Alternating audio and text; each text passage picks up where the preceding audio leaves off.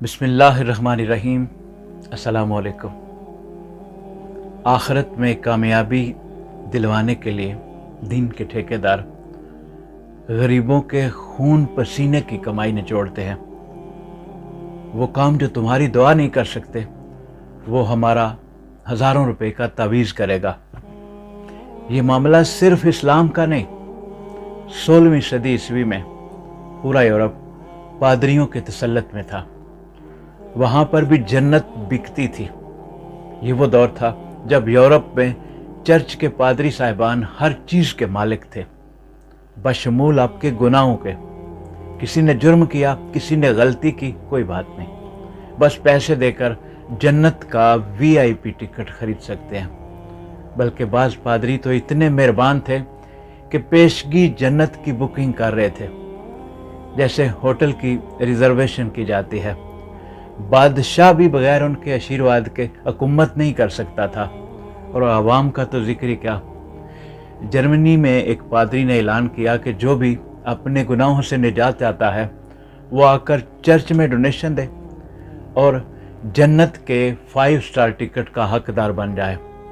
किसी ने पूरा गांव लूट लिया हो या किसी का दूध चुरा के पिया हो, सब के लिए जन्नत में सीट पक्की हो सकती है अगर वो कुछ पैसे दे सकते हैं तो। एक साहिब बसीरत इंसान पादरियों की इस कार्रवाइयों का बगौर जायज़ा ले रहा था।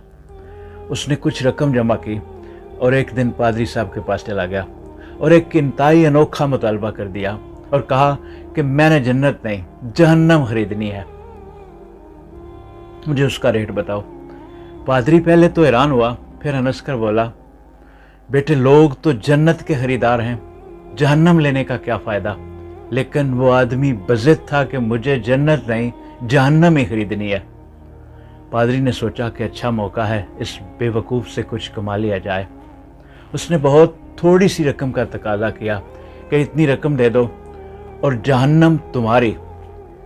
उस शख्स ने फ़ौरन पैसे अदा कर दिए और बोला कि अब 2 गवाहों को बुलाओ और एक दस्तावेज़ लिख के दो जिसमें ये लिखा हो कि जहन्नम अब से मेरी मलकियत है। पादरी ने कागज़ के एक टुकड़े पर लिखा कि यह तस्दीक की जाती है कि यह शख्स जहन्नम का इकलौता मालिक है। दस्तावेज़ पर चर्च की मोहर लगाई, नीचे अपने दस्तखत किए और 2 गवाहों के दस्तखत भी लिए गए। अब वो शख्स ये दस्तावेज़ हाथ में लिए हुए शहर के एक चौराहे पर जाकर खड़ा हो गया और लोगों को ज़ोर ज़ोर से पुकारने लगा। थोड़ी देर में एक हजूम उसके इर्द गिर्द इकट्ठा हो गया।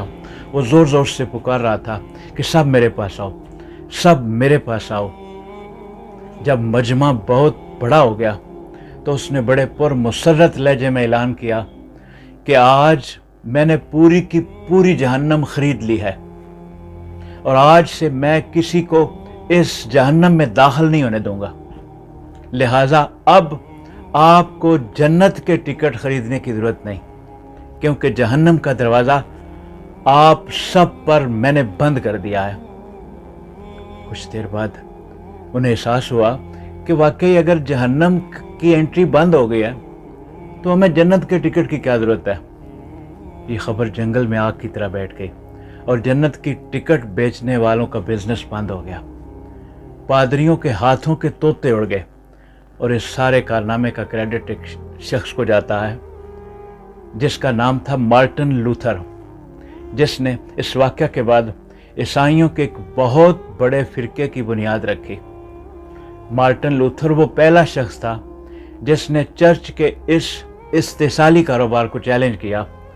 1517 में उसने 95 नुकात पर एक तहरीर लिखी जिसमें बताया गया कि जन्नत के टिकट फरोख्त करना खुली धांधली है और गुनाहों को माफ़ करना किसी पादरी के इख्तियार में नहीं, बल्कि ये सिर्फ खुदा के इख्तियार में है और किसी भी इंसान के पास ये हक नहीं है।